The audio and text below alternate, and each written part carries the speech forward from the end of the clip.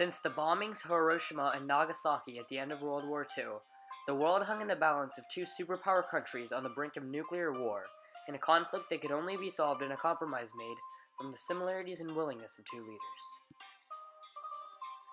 After World War II, the two bipolar countries, the Soviet Union and the United States, only had one enemy left to deal with: each other. Some say, some say that it really wouldn't have mattered if they were both capitalist states. They would have competed anyway.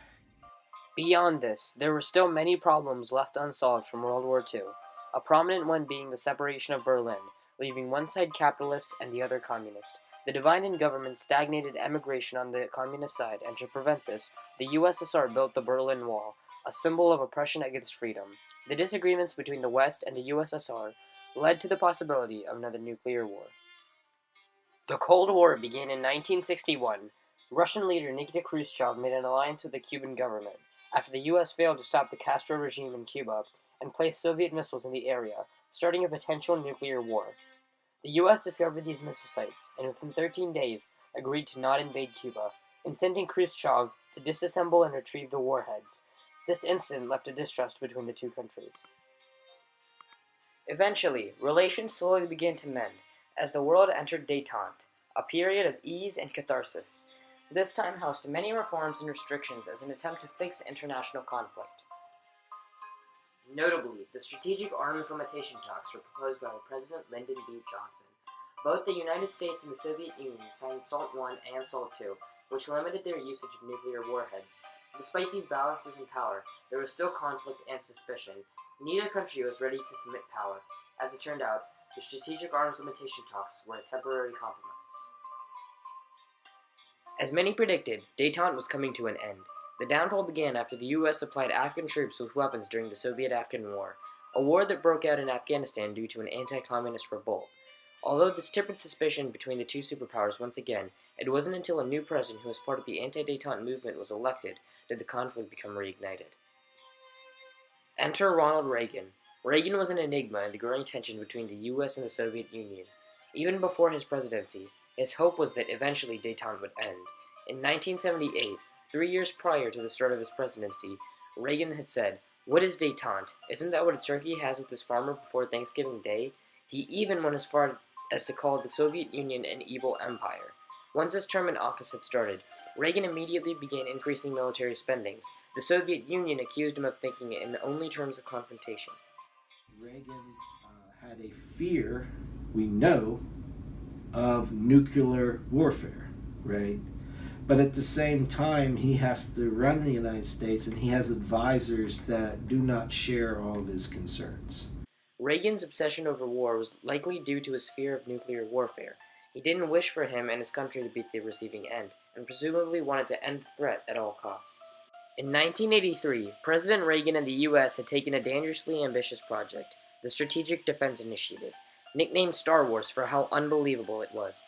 The project was a plan to destroy incoming foreign missiles while they were still in the air. The Soviet Union saw this as a violation of the ABM Treaty in the first SALT talks. In response to Reagan's contradicting actions, Professor Nick Ansbach said, "Paradoxically, there is disagreement over whether nuclear disarmament makes the world safer. With large nuclear arsenals, the US and the USSR had incentive to avoid war. War might lead to the use of nuclear weapons, which could lead to the mutually assured destruction scenario." Reagan was not only afraid of nuclear warfare, but he also had a strong passion against communism. On February 6, 1985, the Reagan Doctrine was established. The Reagan Doctrine allowed freedom fighters in communist regions to fight back. This was a full-force attempt to weaken the influence of the Soviet Union. Reagan's distaste in communism was shared with a Soviet leader who he would soon meet with. Mikhail Gorbachev was a Soviet leader with a mission. He realized communism was not going to work as a way of life for the Soviet Union anymore. The Soviet Union couldn't keep up with the West in terms of technology and was wasting its money in an attempt to do so in order to stay ahead in a possible nuclear war. Gorbachev fought against the Communist Party in an attempt to democratize the Soviet Union. He wished to make his country a better place. He too wished to prevent nuclear warfare. In the Soviet Union, Gorbachev had already begun making reforms, specifically glasnost, a policy of openness, and perestroika, restructuring. They prevented propaganda from the Communist Party. Peter Levy from the York College of Pennsylvania said, The key thing to understand is that he recognized that the Soviet Union was crumbling internally, and that the so-called satellite states were hemorrhaging as well by the time he came to power. Thus, he felt it necessary to implement reforms. The hopes of both Gorbachev and Reagan led them both to Geneva Summit on November 19, 1985. Their meeting was a step in the next direction in order to create a better functioning Soviet Union and preventing a nuclear war.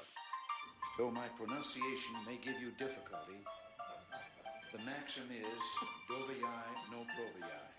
Trust but verify.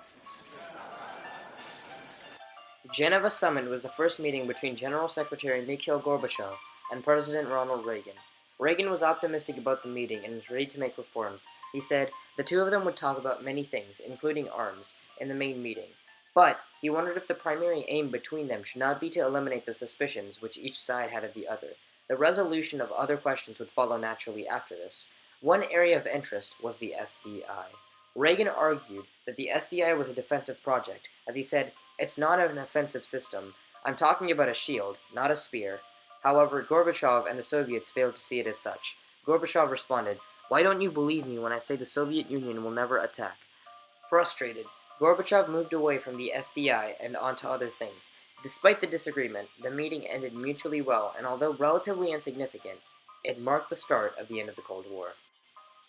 On September 15, 1986, Gorbachev wrote a letter to Reagan conveying the thoughts of himself and a Soviet representative who was scheduled to visit the White House. He wished to address issues concerning the doubtfulness between the U.S. and the USSR. He wanted to fix the sensitive relations between the two, presumably because he wanted to ensure an end to the nuclear conflict, so he could continue to make reforms without having to spend money on strategic nuclear weapons. He said he wished to meet about the U.S.'s lack of commitment to keep good relations. Eventually, this meeting led to the 1986 Reykjavik Summit meeting. Both sides were optimistic about the meeting. However, Reagan's intent to the Soviets seemed to imply that he wanted to lower the power that they had more than he wished to balance the two. The meeting ended in failure due to the U.S.'s failure to compromise.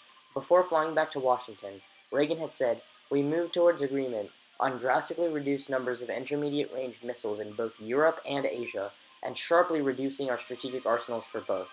We made progress in the area of nuclear testing, but there was remaining at the end of our talks one area of disagreement.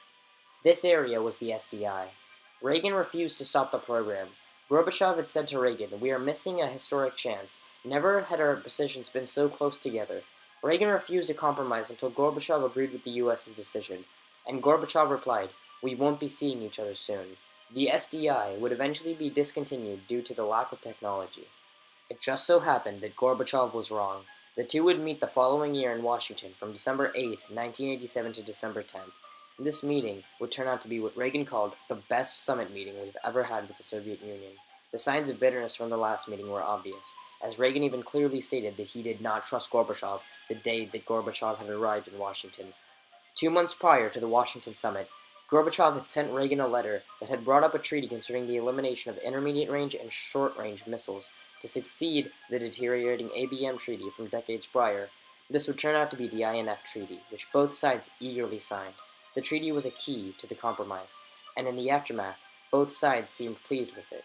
The Cold War was finally coming to an end.